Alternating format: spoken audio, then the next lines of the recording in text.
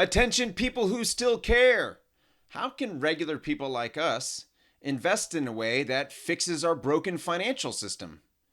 This is the question we ask on the Crowd Effect podcast. I am your host, Paul Lovejoy, activist investment advisor at Stakeholder Enterprise. On today's show, public choice theory. What the heck is that? And what does it have to do with abortion, guns, and drugs? Oh my! But before we get into that, I first want to tell a story. Now, I have two sons, but my eldest son, Liam, he just finished 5th grade. Now, back when he was in 2nd grade, he was having all kind of behavioral problems at school. We were getting meetings with the teacher, meetings with the principal, and we just didn't really know what was going on. Also at that time, when my son Liam was playing sports, he always seemed slow to react to things, and he was getting injured, especially with basketball. He would jam his fingers all the time, and it looked like he was just slow to react. Now, a few later on during his 2nd grade, he had one of these vision tests, and it turned out he needed glasses. Now, I would love to say that his behavior changed right away. Well, it didn't. But I will say this. He just finished 5th grade with straight A's, and he earned himself the Citizenship Award, which goes to students who demonstrate model behavior both in and outside the classroom. On top of that, I noticed right after he got his glasses, I noticed him improving in basketball, and he actually became a rebounding machine that next season. But what was most remarkable was just how he saw the world differently. Shortly after his glasses, we were going over the Ko'olau mountain range here on Oahu, and he said, "Dad, I could see all the trees and the plants. There's just so much texture." First off, I was like, "Texture? How did you know that word?" He's like, "Oh, Minecraft." But the next thing I was like, wow, he really does see the world differently. He even saw Joe Biden on the TV, and he's like, wow, I didn't know he had so many wrinkles. So the whole way he saw the world changed. It was dramatic. Imagine not being able to see details of the world, and all of a sudden you can. It's got to be very transformative. So this brings us to our main story of the day: public choice theory. What the heck is it? Well, public choice theory serves as a powerful lens through which citizens can understand and navigate the complexities of government policy. This economic theory offers insights into how individuals' decisions shape public outcomes and sheds light on the unintended consequences of government actions. Much like my son Liam's glasses transformed his understanding of the world, public choice theory has the potential to improve our economy, enhance quality of life, and reveal the hidden effects of policy decisions. Public choice theory applies the principles of economics, such as supply and demand, to analyze the behavior of individuals and groups within the political and governmental systems. So, what does it have to do with abortion, guns, and drugs? Oh my! Well, let's go ahead and put on our public choice theory glasses and take a look. Okay, government in abortion, guns, and drugs. What is this? It looks like government is completely focused on the supply side of thing. We're arguing and debating over the supply of abortions, over the supply of guns, and over the supply of drugs. We're spending all this time, energy, and money on the supply, and we're completely ignoring the demand. It's kind of like all we're doing is we're spending millions of dollars and decades of our lives focusing on a treatment, and we're completely ignoring the cure. That's crazy. So the question isn't really the question. We shouldn't be focusing on whether we should, regulate the supply of these things. The more important question is, how do we eliminate the demand? So that is a good question. How do we eliminate the demand for abortion, guns, and drugs? Oh my! Well, let's go ahead and put on our trusty public choice theory glasses again and see what is the root cause for some of these things. Okay, now I'm seeing the Guttmacher Institute has conducted many surveys and studies on the reasons why women get abortions, and the number one reason in the United States is socioeconomic. Okay, a few years later, they wanted to find out what the world, why women around the world are getting abortion. Again, socioeconomic. Well, what about guns? Well, guns, the number one reason people cite for having guns is self-defense. Well, the only reason why you're concerned about self-defense is because of crime. Well, what is the root cause of crime? We don't know, but it appears to be the leading cause is socioeconomic, according to mountains of research and studies. One that is heavily cited is the impact of socioeconomic status on crime, a review of literature by authors David Wilson and Doris Wilson. Okay, socioeconomic, abortion, socioeconomic on guns. Well, what about drugs? Well, I'm guessing your intuition is telling you that a leading cause for drug abuse is socioeconomic. Well, what do we have to say? Well, there is mountains of research and studies that show a huge correlation between socioeconomic status and drug abuse. Specifically, this study here that is heavily cited by lead author Patrick O'Malley, called the Socioeconomic Status and Substance Abuse Among Young Adults, a comparison across constructs and drugs. It's all saying economic. So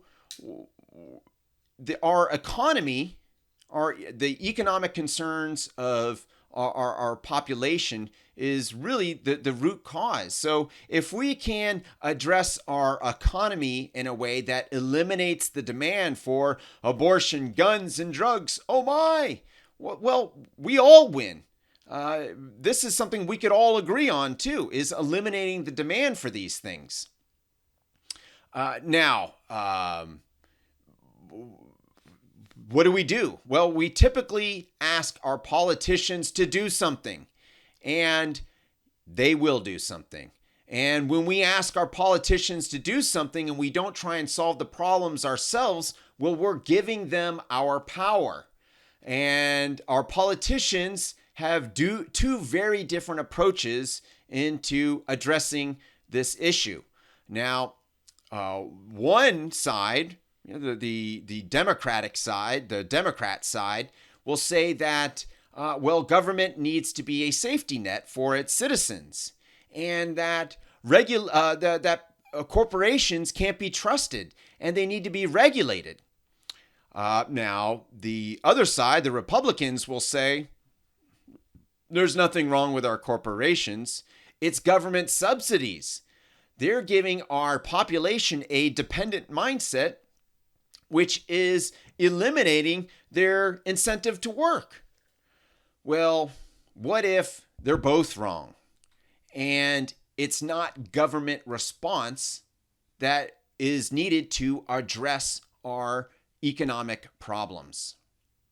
Now, many of us have thought about the way publicly traded for-profit corporations are designed, with a corporate bottom line that is constantly trying to increase their quarterly profits. Now, having this pressure to increase your quarterly profits will inevitably lead to unethical behavior. It has over and over again. Unethical behavior will lead to regulations because we can't have our corporations defrauding us and polluting our environment. So they get regulated. Well, guess what happens? The corporations get even more expensive to operate, but that pressure to increase their quarterly profits, it's still there. It doesn't go away. In fact, it makes it even greater because now it's harder to increase your quarterly profits. So we're in this cycle of regulating and making it tougher to make a profit, but the pressure's still there. So corporations will look outside the box for their unethical behavior.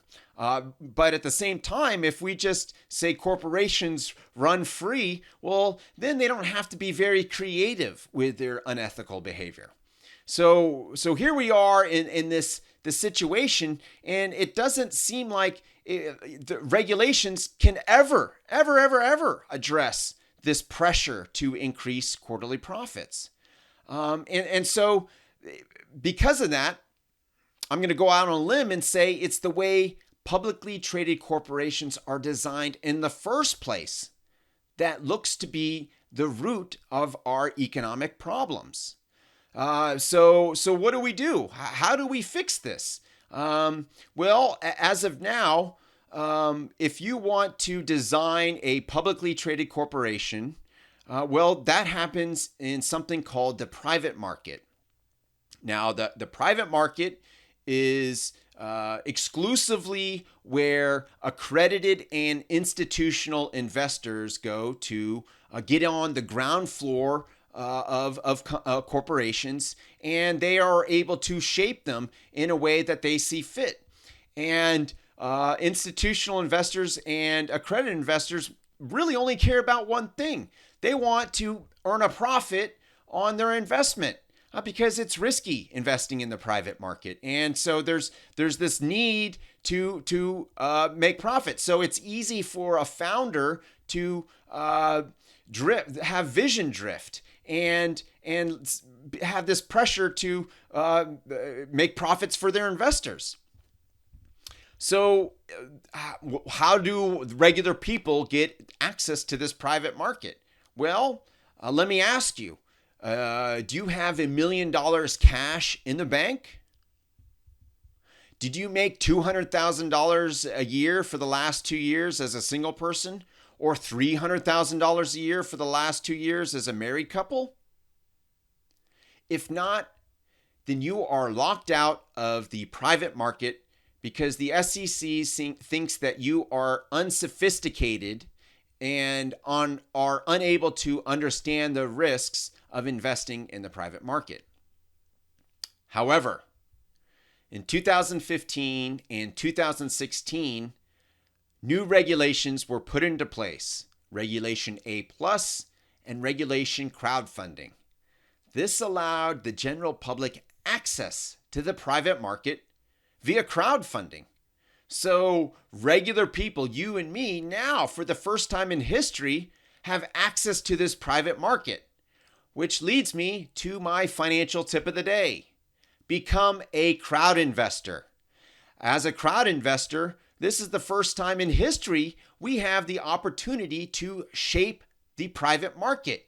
And we do it in a way where we're not looking to have this pressure on corporations, because crowdfunding is so unique in that you only need to put up a small amount of money, and there's a large group of people also putting in a small amount of money.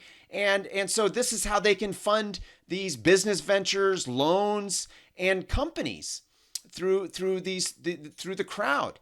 And when you're putting in $10, well, you can spread out your, if you have $1,000, you can be invested in 100 different projects, which is institutional level diversification. And not only that, they have platforms that are well established now that do offer some vetting process of startup companies and loans. On top of that, the private market is the only way regular people can, or the small businesses can get investments. They can only do it through the private market. They can't do it through the public market. So for us regular people, by engaging in crowd investing, we can fund these small businesses that are often denied funding for a various of reasons. Maybe because it's the color of their skin. Maybe it's because of their gender. Well, historically, this has been the case.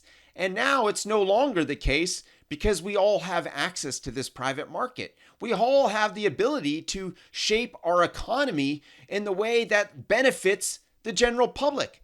This is the first time in history this has ever been able to do that. And so it's a very exciting time to be able to do that. Now, okay, the ethics of it is fantastic. Yes, we're able to shape our economy. We're able to design corporations in a way that looks out for all stakeholders, looks out for the company's employees and customers, their vendors and suppliers, the investors and shareholders, the environment, the community the company serves, all stakeholders. And this is the first time the general public can do this. And companies, founders now don't have that same pressure because there aren't just a couple of loud voices screaming in their ears to make profits.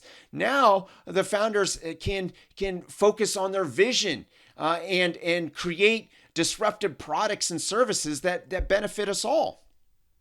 And the best part is that the general public now can profit from it. Not only do we profit from it, but now we're competing with these big banks and institutional investors. And instead of these banks and institutional investors profiting from it, well, it's a market-based redistribution of wealth. The general public now is profiting from it. But is it profitable? That is the big question. How does it compare to the public market and the stock market? Well, according to a 2023 paper by McKinsey and Company, the private market is now where accredited and institutional investors are going because of the declining returns in the public market. And so these accredited and institutional investors, they understand that it's riskier, but the returns are more attractive. And because these venture capital firms have been engaging in the private market for the last 35, 40 years, they've developed systems to mitigate risk. And they're delivering phenomenal returns for the wealthy.